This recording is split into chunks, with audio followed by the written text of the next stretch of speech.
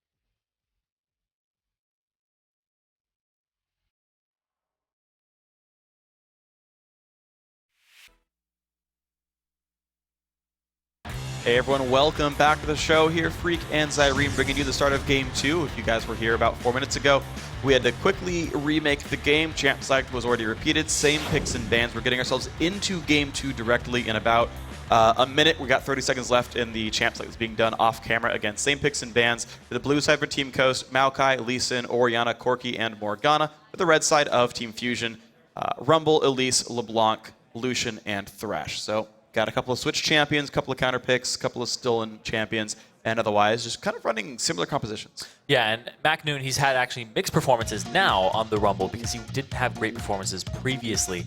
And I really want to see who he does on this LeBlanc this match. Because before, he's just been a roaming menace on Kassadin, LeBlanc, and Syndra, and now he's back on that champion. He's always going to have one of those available to him. So the 1-3-1 will probably come out again. Yeah, it just seems to be the style here for Fusion is to really have that roaming individual menace who he kind of running around making those individual plays. And the mid game just seems to be their big power point. Yeah, and he's not going to have as big of a mid game power spike on LeBlanc as you usually do because he's up against Jesses who builds Athena's Unholy Grail still. Yeah. As opposed to Marilla and Omicron. So he's not going to have that extra MR. Yeah, he's not going to have that extra bully potential on the 1v1, but it just seems like these mid-game dragon fights, and again, you get them by picking up Rumble, even though this team was building so many scaling items in general. Fusion just seemed to be able to win these 6 to 18-minute team fights so convincingly, and that just snowballs a gigantic gold lead where they continue to control every objective, they continue to take down every turret, and until people power up on the other side, their 1-3-1 split push just works because of their stat leads. Yeah, and their 1-3-1 works, but then when they group up and they try to crack the base and team fight, it's really, really difficult for them. And you saw in that last game that as soon as they broke the floodgate, they just came rushing into the base and they cracked it, shattered, boom. Game was over in about 2 minutes from there. Yeah. Very, very quick turnaround on after getting into the base. But that's their biggest problem is getting into that base. But there's so many tools to do that now. Dragon extra damage, Dragon extra stats. Elixirs. Elixirs, exactly. Yeah. A whole bunch of things. We'll see if Fusion whips them out of the toolbox here and uses them in Game 2, but we're going to get ourselves started there. 2 games away. Fusion wins 2 more. They join the LCS. 3 wins needed for Coast to stay alive and make their way in. Best item for Fusion, Ohm Wrecker. Oh my gosh, I forgot that existed. That'd be so good. Nintendo needs to buy this item. I mean, this is a player who in the LCS played Tank Fiddlesticks. Like, he was so sure of his own unique builds and, trying things out, whatever. I want to see Ohm Wrecker release. I think it'll be good. Early jump in on Impaler, quick shield by Jess. There's nothing too big happening. That's typical Orianna start there, so it doesn't affect him too much. He's just got the shield for auto attack, harassment, and trading. Chris caught out a little bit. Wood burns. Oddly, it's like really well tempered against that. Like a flamethrower against a tree, and Chris is like, I mean, it hurts a little bit. Yeah, I mean, like, you put a flamethrower on a tree, you'll crisp it at the start, and then eventually That's a good catch. point. Trees actually takes a while. Burn that quickly. You gotta get the branches first. That's a good point. All right, well, you know what? He's going to be fine for this one. Just walk back to the fountain, cool off, heal up. He's going to be okay here. Now, we started this game looking like normal lanes, but now Mash and Sheep running back across the map. I believe Mash and Neon saw each other, and then he went and pieced out. So Team Coast looking for the lane swap here, and they're going to get it. That's so crazy. I don't know if they're going to get it, though, because they're walking over wards right now. Oh. That's a good point. Actually, now Fusion are going to match it as well. So, okay, late invade. Paler and Sheep coming in here, but they walked over a ward. They know that they're there. There are 4 members from Fusion on this side of the map. Oh, this is gonna be not good for Coast. Gonna walk in from... No! They looked to check double golem to see if people were doing it. That's not the case. Now Confusion trapped them. If they can cut off Tribrush, this is going to most likely be a kill. But if they walk through lane, they're safe. They go through Tribrush. Suddenly Glebe's there. He flash plays in too. Now Impaler's gonna have to burn his own flash. No, he just walks out safely. Sheep has burned his flash though. He has nowhere to go. Can he get a good bind? And Niantanzo now is around. Nice dark bind to keep him safe. Sheep is not taking almost any damage. Summoner heal, ignite burned. And honestly, surprisingly little done by Fusion. Yeah, it's basically even summoner spell trade, except that Mash blew his heal. But now they have to start this lane. They don't have time to back, and they're stuck in this 2-on-2. Well, the thing is, though, everyone is down 2 summoner spells in this bottom lane. Glebe's down both, Mash and Sheep both down 1. MacNoon forced to burn his teleport, though, to get to this bot lane. He will get in time for 90% of his minion wave. And we've started actually a normal game. Fusion looked and managed to match lanes. So what ended up happening in that invade. Oh, Impaler. Oh, no. Ooh. It reset a little bit. He's fine. He's fine. He's fine. Just don't do that to me. I live in the jungle. I have dreams about this stuff. So Dying to red. But what ended up happening is back noon, he came out of the bush for a millisecond. Like, he just flashed like no longer gray for just a millisecond. And then Coast just kept running by and ran to the bush and stayed in it because they thought Mac Noon was going to wrap around and they were going to get him. Yeah. So then the rest of the team of Fusion came up and there was a nice flash from Bleed. That was very well done for these guys. Nintendo, though, of course, on actually a pretty greedy side of the map. I don't know how he realized Impaler had such a bad jungle start. Oh, because he was part of the fight where they pushed him around. Of course, yeah, that makes so much sense. So very heads-up play by Nintendo to say, you know what, he's stuck on the bottom side of the jungle and probably has to recall early because he's definitely getting no leash. Gets a blue buff steal. Yeah, and he gets the Gromp, too. Like, that's something you can't be like, oh, it's nothing. There's a lot of experience falling into Nintendo's hands very early on, whereas Impaler, he only has 2 camps up. Exactly. He doesn't even have his Krugs up.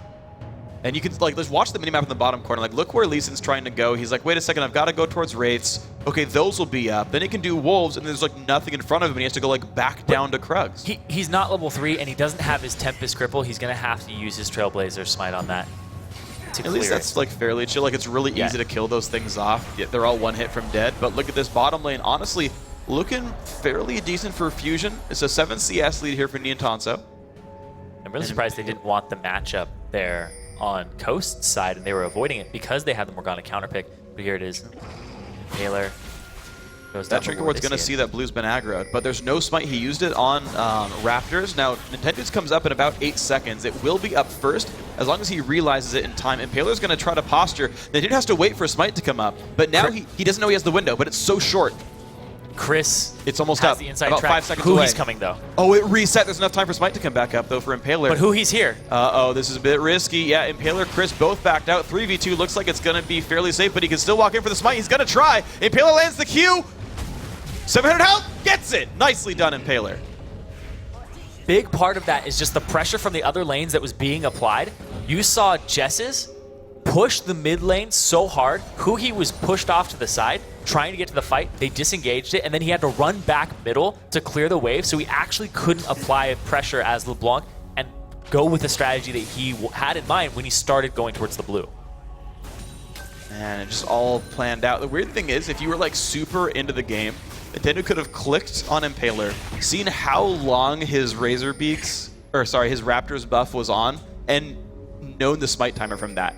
It's like a lot of math to do in the heat of a moment, but theoretically could have known a smite timer if he was like super paying attention. No, nobody's gonna do that. Nobody's ever done that in League of Legends, but you know it'd be cool. McNoon now trying to run away, 300 health on him, but Chris doesn't have any cooldowns or mana left, and suddenly down to 300 health. Nintendo's quite low as well. He landed the Q. Q2's gonna hit. He's gonna go for it. Nice flash. Goes in, gets first blood. Nicely done, Impaler. So close. Chris has some mana left, but Nintendo has to back off. Really well done by Impaler on that Lee Sin, and that's why you just don't give it to him when he has a team that allows him to play that champion. And that's the problem, is it's so hard. You have to pretty much guess when Q2 comes out to dodge it by repel, because it comes in so quickly. You oftentimes can't reflex dodge skill shots. And Nintendo guessed early. Impaler saved it. Very easy land on the way back. Impaler's really good at that. He's really good at holding on to the Q. If you watched his Lee Sin games before, he waits until he got John Tornadoed or Thresh Flayed, and then he would take it. He wouldn't take it in the middle of it. He kind of just waits for people to panic, because it's weird. You have this instinct when somebody hits you with Lee Sin Q, you mentally think this internal timer. He's taking it now. He's taking it now. Now. Yep. Now it's like being at a red light and trying to it's flash force for Gliblarbu. TP started, then stopped by Chris. Find and miss, so he stomps it. Gonna walk back to the bottom lane here. Nintendo coming up top, Sheep. The Black Shield has to... Ooh. Mash walked forwards out of nowhere in that dodge cocoon. Very fortunate there for Mash, but nothing gained at all for Fusion. And Sheep actually didn't have Black Shield up at that time. Oh, man. There's about 7 seconds left on that cooldown. McNoon level 6 roaming mid, though. Jesses does have a chalice. Actually interesting, Athene's for Huhi as well. Yeah. I've not seen that much on LeBlanc.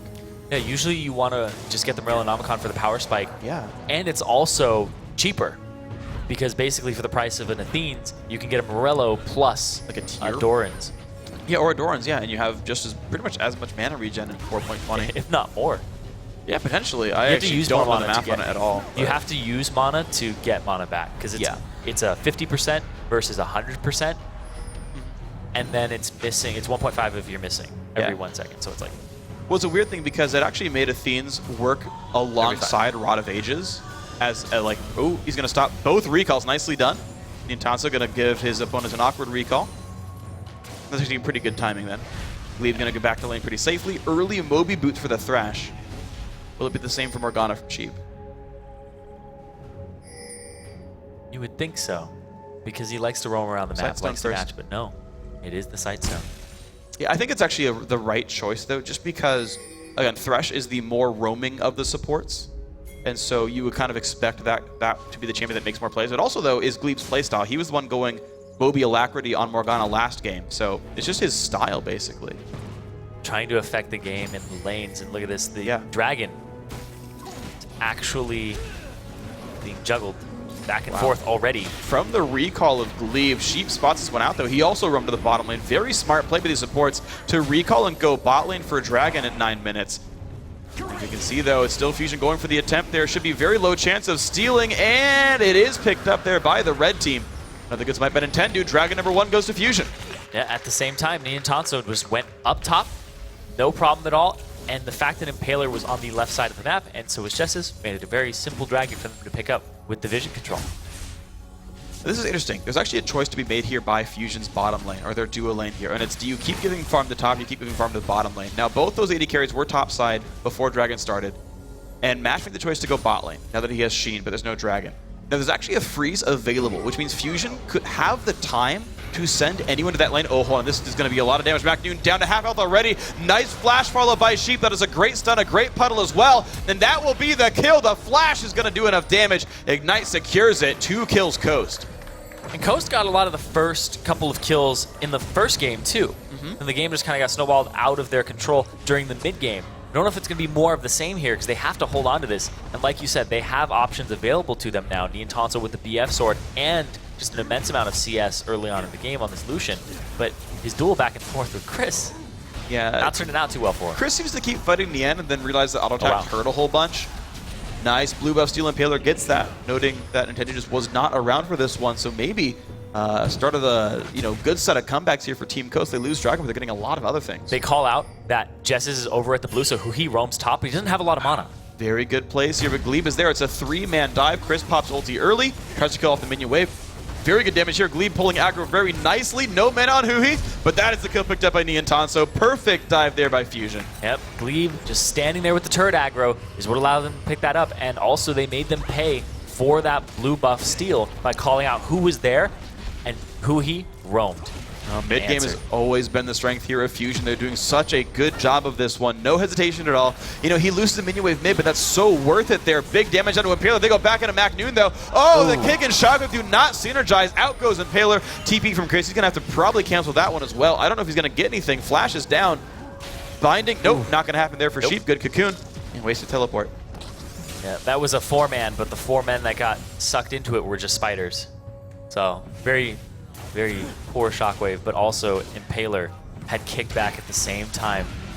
He's pretty much to disengage. Oh, no. He's got to be a little bit careful, though. Chris roots him up, but doesn't really care about the damage dealt. It actually goes to Sheep anyway. The MacNoon is in. Half health on the top laner. Goes in pretty hard for Elise. Good play backwards. Kill picked up by Glebe Glarbu. He was moving his clone around like it was him and moving himself around like it was a clone. Nice. I didn't even follow that. He was cute. That was great. Nicely done. He's actually taking a lot of damage with his cannon, by the way. He's 2 hits from dead. Just leave it. Okay, we're good. A little micromanagement there. He's very versed in this champion. And the fact that Chris used his Twisted Advance at the same time just got pulled back. One thing to point out, actually, when the Athenes was being picked up by Huhi, look at the enemy team. Coast are very magic damage heavy, much like Fusion was over in Game 1. And, the Athenes make sense if you are going to be a target of attention. You're still getting that 25 or so MR that is valuable. Yeah, both teams are very MR, magic damage heavy. Well, Flash from the end doesn't need it because the teleport comes in from MacNoon. There's the culling, and there's a lot of damage. Sheep just immediately drops for just a little bit of attention. Well done. Good teleport, MacNoon. Yeah, went a little too hard there. Didn't have his flash, and they knew it because he'd used it previously. And here comes the roam around. Sheep on the side. And the mid laners are about to be in a 10-2. Yeah, but Jess is going to get the inside track. He's got to be a bit careful on this one. Doesn't have an easy way into this fight, but there's a lot of wards here for Fusion that will kind of watch all these invade attempts. Nice pink ward to keep those wards gone, but you're still seeing Coast very hesitant to try to stop this at all. And this turret's almost gone. Ooh, nicely done, Fusion. Oh, Cocoon misses. Do they want this? Looks like yes, 4v3, but here comes Sheep. Both top laners stuck topside. Ooh, good flash away, but Huhi now very isolated. Does he have a way out? Gets popped. Nice jump over. He's going to stay safe. Hook does not quite catch. Nice try, Glebe Glarbu. Popping the box pretty early, too. He was so confident the hook would land. He wanted to make sure like the slow landed before Black Shield. Because of the arm timing, like if you box late, Hook times out, you get to Black Shield yourself, you don't get slowed by box. You've got a box like right after Hook gets cast. That's true. There's the confidence they had in landing that hook, but the fact that Sheep just kept walking forward. Didn't think he would base check or at least get that close. Yeah, I'm unsure of if his path changed or anything, but mid lane, the counterattack very nicely done here by Coast. They saw the rest of Fusion forced back, and Coast answer a turret 1-for-1 here.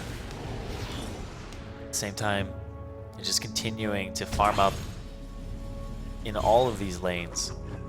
Dragon, the dragon in 1 minute is pretty big because the second dragon of the game is really going to help them help Fusion get themselves to a point where they can just farm easier, push these waves, and I really think that Fusion operate off of dragons, because what if they didn't have dragons in these games and they just keep falling over to Coast? Yeah, they're not really very turret focused. It's so hard for them to close things out or even just get into that mid game and run away with it, but the invade coming out.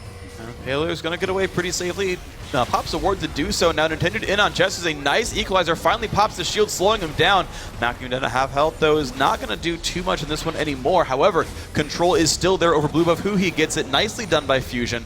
12 seconds on Dragon. Smite was saved by Nintendo, so it's up if they want it for Dragon. Yeah, just the bullying of Impaler allowed them to pull that off. But here's Dragon in 5 seconds, and you were exactly right. Saving the Smite because of the timer is the right move by Nintendo.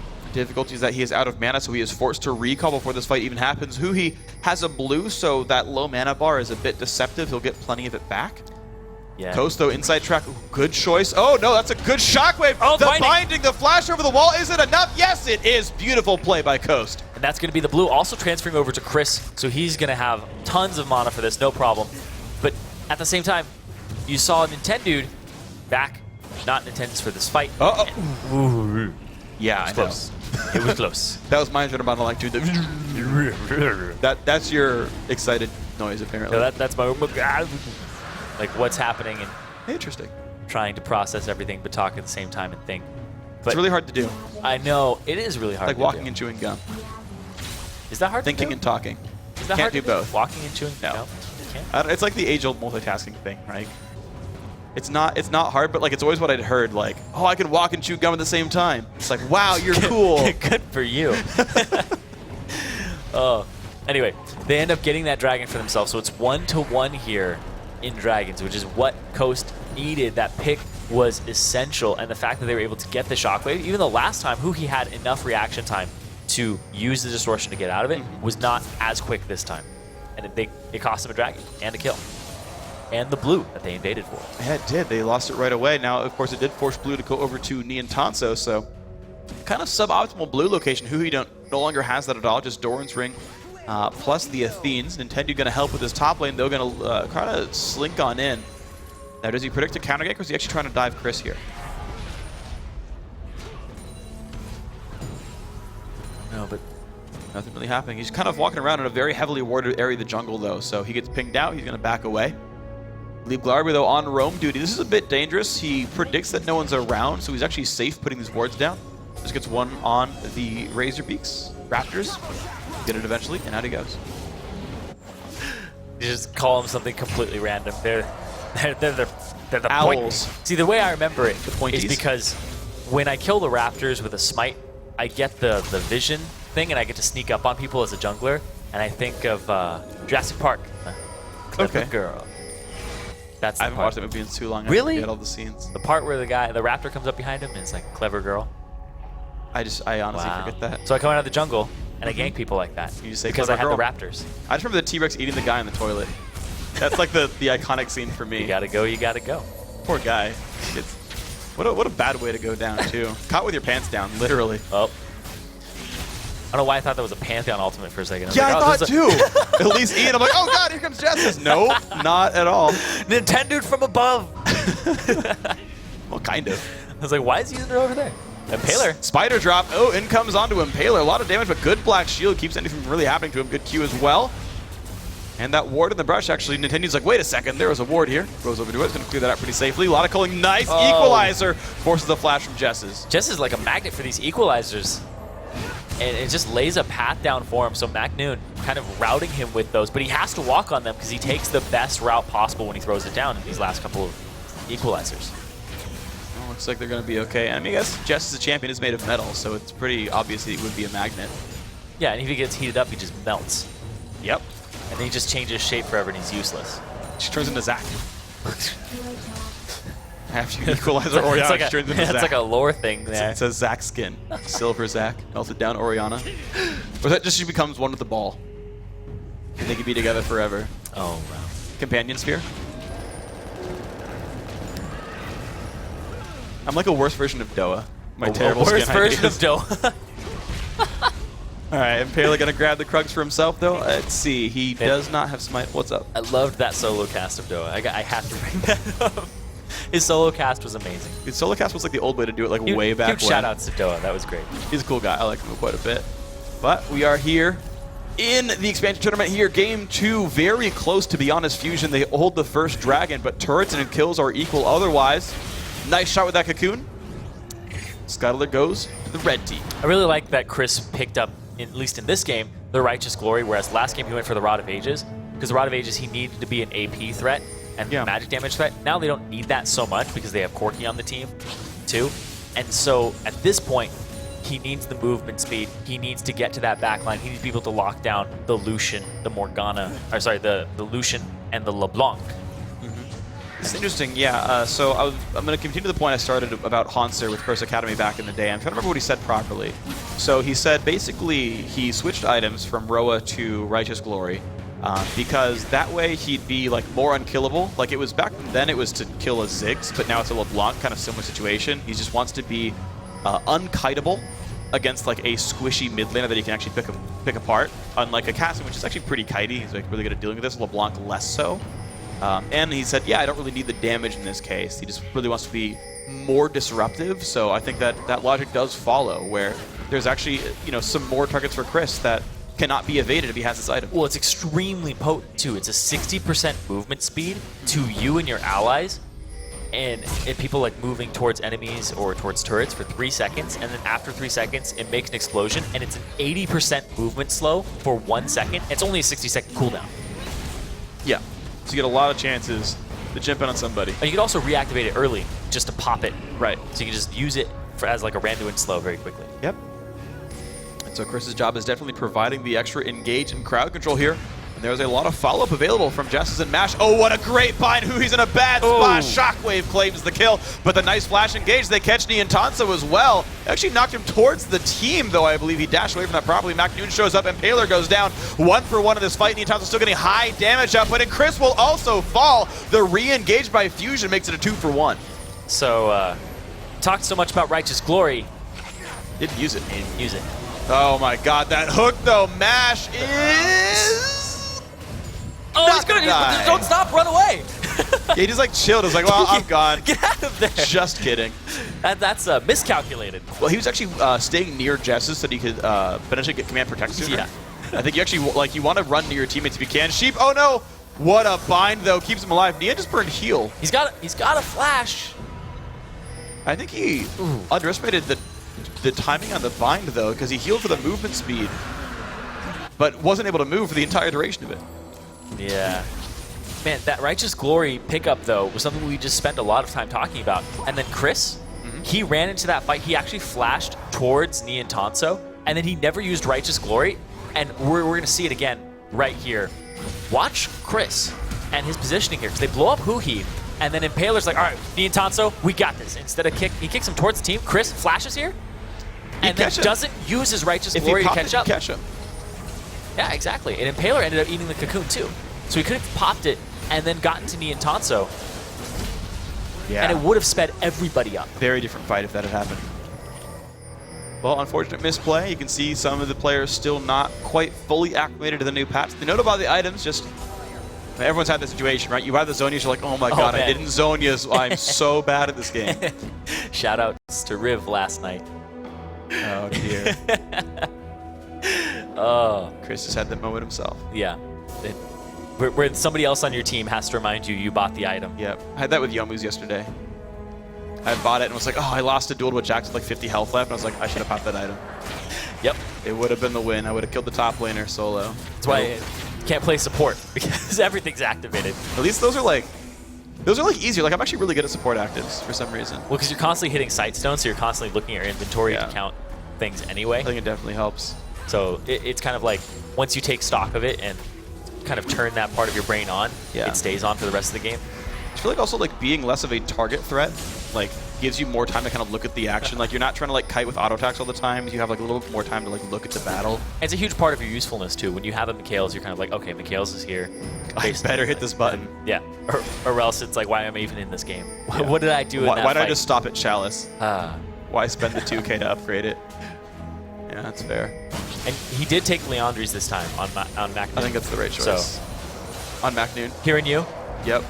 Hearing your feedback, being like, you know what, Freak's right. Maybe he just like forgot, like you just like assumed it was bot, and he's like, oh, whoops, I forgot. Oh no, Glebe face checks a brush really poorly. What a great catch by Mash. He assumed no one was in there, and here comes Chris, and he goes straight on bind, and he's gonna get a lot of people locked up. Equalizer though for the re-engage. Is it enough? Looks like yes, Chris will die. He did pop Righteous Glory, but a two-man shockwave keeps Sheep alive. Oh, the cocoon hit though, and he gets a kill, 2 for 1 again. Fusion wins the fight. Extremely deep play there by Coast. They end up paying for it, and he's able to like wrap around for a little bit of a mop-up. Oh man, and Jess has got to be careful. There's going to be a mid lane turret going down. Fusion equalizes the turret kills as well. Wow! Mash also caught this. Elise is working. They find Impaler as well. These cocoons have been right on point, and also he's LeBlanc play. Yep. Done good. But seriously, Nian Tanso, he's the one who deserves probably the most credit in this game on Fusion's side, because he has really good positioning. Like his positioning in these fights is fantastic. He kites backwards, gets knocked forward, but then Mac Noon with the equalizer makes it so everybody has to peel away. And that's the big part of the fight, is that equalizer, making it so nobody can continue the fight on Nian Tanso. They have to kind of abandon Chris, and they just left him there, and then it was the cleanup and the gap closers afterwards. What's crazy is this game was 3-3 in kills not long ago, and we've had 2 fights in a row that was just 2 for 1s. And it was Coast getting the first kill, continuing in a 5v4, and then losing 2 members. Like, Fusion just finds ways to win actual team fights against literally unfavorable odds. It's their mid-game power with this team composition and the way that they've been playing it, and Mac Noon has had really good equalizers. Yeah. And Nian Tanso has had really good just positioning on his 80 carries of Lucian and Corki. What a great play. This is a very dead Mash. Nicely done, Glebe, to make it happen. Speaking of positioning, right onto Glebe's hook from Mash. And now Fusion's in a pretty good spot. Nintendo does have his locket already completed. Got that nice and early. One of the nice things about Elise is you go right in for that one. Actually didn't even go for an enchant yet. He's just getting these good team fight items for his friends. So like, here's the thing with that is you don't need it, because on Elise you're probably going to build Juggernaut. Yeah. And the build up to Juggernaut actually takes a lot of item spaces up in your inventory, because I believe it's 3 items. Well, it's Kindle Gem plus Ruby Crystal plus your the Trailblazer. So it takes a lot of money. And that hook though! Great Black Shield. Yeah, it takes a lot of money, and those things aren't extremely effective for Elise and your team when you're playing around that. Yeah. So your mid-game spike is really reduced if you just rush Juggernaut. Good flash by Mac Noon. Still the flash kick happens, and Mac Noon will go down. Great play by Impaler. And now you got to be pretty careful who he kind of stuck in the back lines. Shockwave, though, kited away from. Good job, Fusion. Just the 1 for 0. 3 spider Shockwave. Yep. I'm going to count these Shockwaves by spiders now. 24 legs were caught in that Shockwave. Oh my god. It's like a tornado of legs. Spider legs, though. Yep. That's not that bad. What do you mean? Spiders have feelings too, okay? Yes. Yes, they feel extreme. They feel That's the pain. thing. No, I'm not even gonna get about. Jess is good dodge on the chain though. He's gonna get away. Spiders just move creepily. That's the thing for me. I'm not like afraid of spider. Let's stop it free. I was moving my fingers on the spider. For those of you not watching us, they're just visually. they move really creepily for me. It's not so much like, oh, I'm afraid of them biting me. It's just like that. It just looks really weird. It's Anyway. fine. You must not like contortionists. Hopefully they're not just getting a list of my fears out to the world. Anyway, Flexible people. So Siren is afraid. Nintendo, hopefully they're not too afraid of him. But he is 2-0-5, and this is a dragon that looks like it's going to go to Coast because everybody else on Fusion is backing right now. Completely clean by Coast. Well done to them. There we go. Dragon goes to these guys. Now, Fusion had 2, but I believe this is the first one now for Coast, unless I'm misremembering. Could be the second. We'll get confirmation in a second. It is 2 for both. Okay, I was silly. I thought I saw 2, but I thought I was lying to myself. Yeah, it's 2 for both. All right, so yeah, both teams now have bonus minion damage as it is 4.20 and that bonus 8% AD and AP. So equal parity here. Fusion does hold a 4,000 gold lead though from their team fight and turret wins. This would put them in the driver's seat. However, map control right now seems to be going a little bit more Coast's way. He has that Rabadon's death cap completed. He is ready to blow people up. And if you look at the item spike differences between the two AD carries, Niantanso is way ahead. He's almost 100 CS up over Mash. Oh man, he's destroying him item spike wise as well. 3 completed items there for the spike. No eye-edge done yet for Mash, which is a pretty big deal. He's going to need that to be a good damage threat. And look at that Sheep. He's going to go for the Zhonya's Hourglass to try to help engage these fights. Teleports are coming in though. This could be a very strange battle though. Coast locked outside their own base. Fusion pushing in for the inhibitor. This is one way to push a game in. Yeah, the fact that they have them on the outside. Fusion, they'll solve their problem pretty easily, but Chris goes for Nian. All right, Chris gonna lock one up. Magnu gonna pop the equalizer, then pop on out. Jessis goes down, and so does Chris. 2 for 0. This is a very good start for Fusion. Back in the go for the inhibitor turret. 30 minutes in. This is looking nice. Here's the thing, is they're gonna crack this base so early on, and they're gonna get an inhibitor for it as well because they have so much physical damage. Wow, absolute map control now here for Team Fusion. What a great way. What just great out positioning. They pushed down mid immediately. You saw it about 20 seconds ago. They blew a bunch of quota just to kill the minion wave faster. They got the inside track. The teleport came in early by Magnu to make sure they had the 5v5. And now they're even rushing down for Baron. Impaler is up. I don't know what he can do about this because it is just melting down off this consistent damage that this team offers.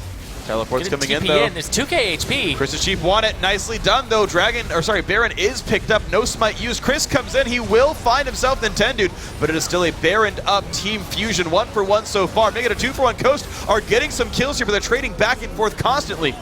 Looks like 2 kills to both sides. Baron's still worth it though. Niantanso is just shredding through everybody on this team. He doesn't need a Last Whisper third item because there is no armor on this Coast lineup. He melts through Chris, and he melts through everybody on this lineup. Chris dove him in not that previous fight, but the one before it that allowed them to get that turret. And he's just like, oh, you're Maokai with no armor, pop, pop, pop, pop, and he's gone. Now he gets a Last Whisper ahead of the curve. He has so much. Like, watch this. He blows up Jessis, but meanwhile, Niantanso is like, oh, yeah, you have no armor. Let's crit a Maokai twice for 900 combined, and he's just off the field immediately. And Huhi with the completed death cap spike immediately bursts out Jessis, and that is all she wrote in that fight. And that's so just well done by Fusion. They created a fight full of chaos, things that both Lucian and LeBlanc thrive in. Beautifully done, made a whole bunch of work here. And my God, 4 item AD carry 32 minutes in is not something you can handle. Versus a cloth armor. 2 item. You have 2 Zhonyas and a cloth armor. That is the net armor defensive stats from Team Coast. Not the happiest here. It's a field day for Niantanso. Yeah, and also the fact, like, no Frozen Heart. Nothing's going to slow his attack speed. He's perfectly fine there. No big bruisey armor tank because they've been trying to counter build the double AP of Fusion.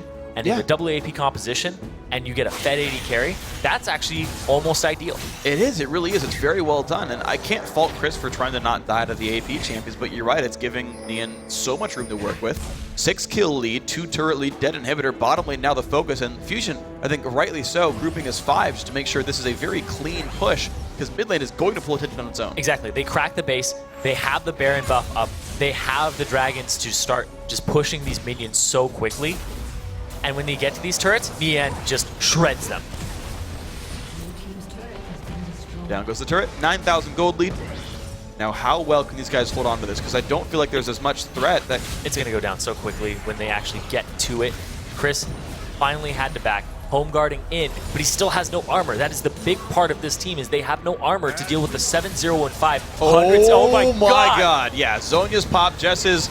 There's the equalizer. Doesn't do very much, though. It does buy him a little bit of time for a minion wave. Yeah, here is the wave. Now, can they do enough of that when Jess is going to stay around in this battle? Nice hook onto Chris. Can they do the damage? No, he W's out. There comes Sheep, but everyone's going to disengage from this one for the most part. Two-man stun comes in, but there goes the Morgana. Two-man shockwave doesn't matter. Niantanso is too tanky with that Bloodthirster.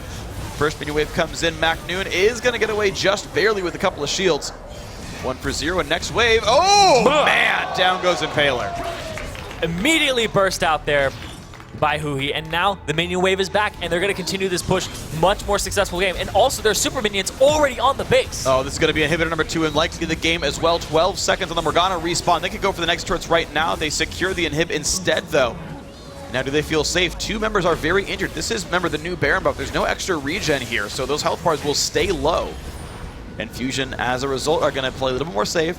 They're going to look for the minion waves that they can kill off, but they do not want to get themselves into a fight against full health enemies.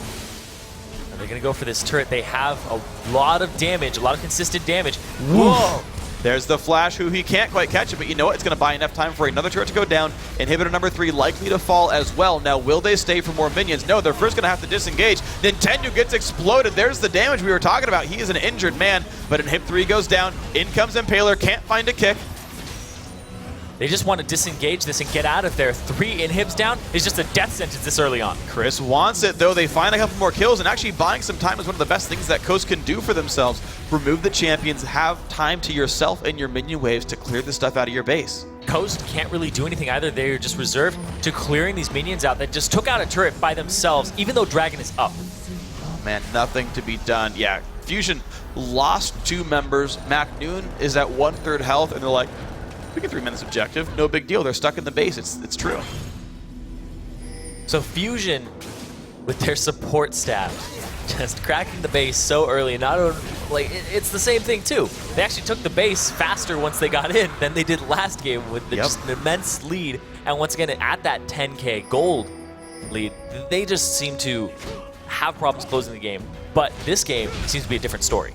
Well, that's one of the things that I think it was specifically the LeBlanc pickup did for them. Yeah. Well, it's 2. It's Nian having... 806 helps.